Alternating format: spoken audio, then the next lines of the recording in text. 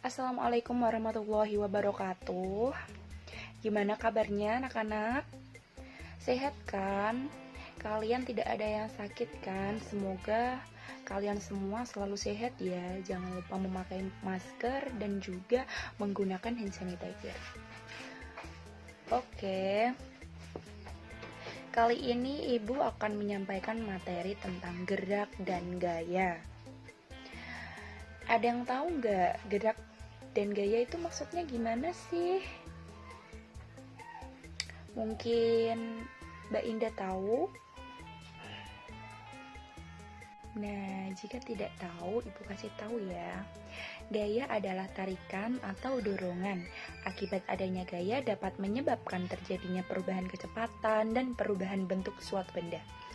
Perubahan-perubahan yang terjadi itu benda diam menjadi bergerak, benda bergerak menjadi diam, bentuk dan ukuran benda berubah serta arah gerak dapat berubah. Nah, gerak itu ada gerak lurus beraturan atau GLB dan gerak lurus berubah beraturan atau GLBB. Nah, gerak lurus beraturan adalah gerak suatu benda yang lintasannya berupa garis lurus dan besar kecepatannya setiap saat selalu sama atau tetap konstan ya. Seperti setiap hari kita berangkat melakukan perjalanan dari rumah ke sekolah, kemudian kembali lagi ke rumah. Jika diukur, misalnya jarak rumah ke sekolah adalah 3 km, maka jarak tempuh yang kamu lakukan setiap hari adalah 6 km. Namun, kamu harus tahu bahwa perpindahan yang kamu lakukan itu bernilai 0 km. Mengapa demikian? Ada yang tahu nggak? Kenapa? Jadi, ada perbedaan antara jarak dan perpindahan. Jarak adalah besaran skalar, merupakan panjang lintasan yang ditempuh oleh suatu benda. Sedangkan perpindahan merupakan besaran vektor. Besaran vektor merupakan perubahan kedudukan suatu benda yang dihitung dari kedudukan awal dan akhir benda tersebut.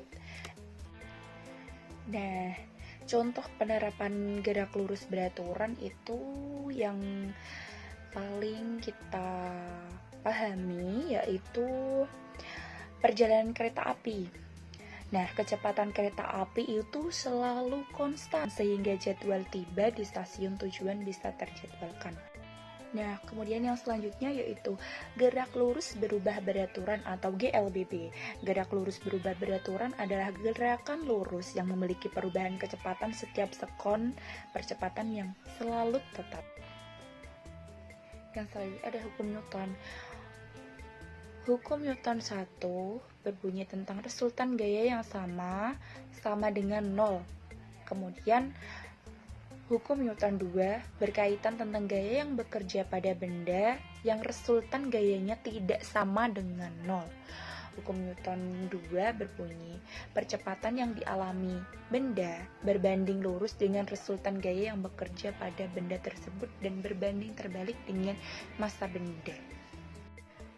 Contoh hukum Newton 2 dalam kehidupan sehari-hari adalah mobil yang mula-mula bergerak kemudian direm sehingga berhenti. Saat memindahkan meja yang ringan akan lebih cepat daripada memindahkan lemari yang berat jika kita menggunakan gaya dorong yang sama.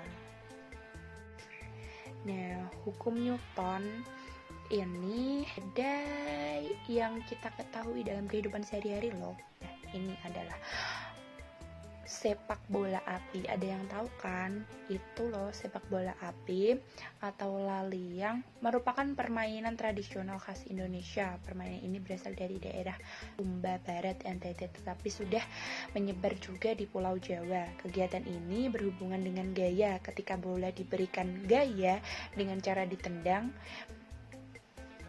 jika bola membawa aksi sama dengan reaksi.